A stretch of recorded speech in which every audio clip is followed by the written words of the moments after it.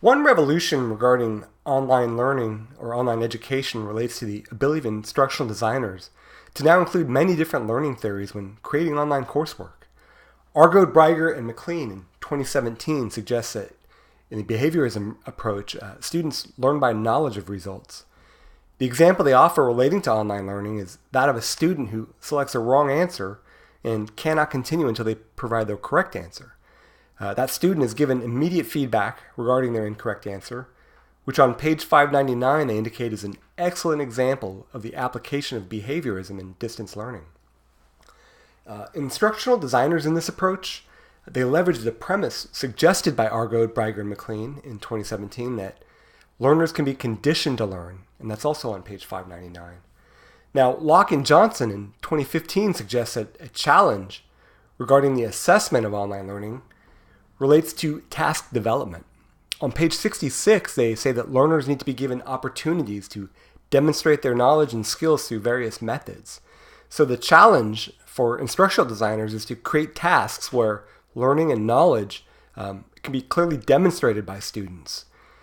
This can be challenging because each student learns differently, and some learning activities or tasks might be less effective due to the different variances in the students' learning styles. One current assessment method being used is adaptive questions.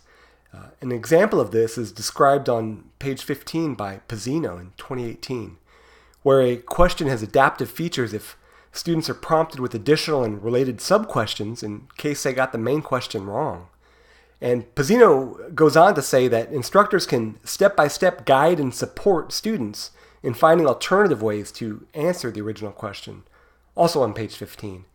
Now, this is similar to the immediate feedback discussed by Argode, Breiger, and McLean in 2017.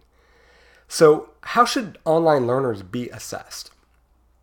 I think the answer to that is that it depends. It depends on the subject matter, it depends on the learning activity, it depends on the student. For example, a math class, a student should be able to demonstrate that they know a certain formula by providing a correct answer using that formula, or even by indicating whether or not that formula is incorrect. Some problems might have a definitive right or wrong answer, and in those cases, multiple choice questions are a simple tool that instructors can use to assess a student's knowledge. Other courses could warrant a product from the student be created based on their analysis of an issue.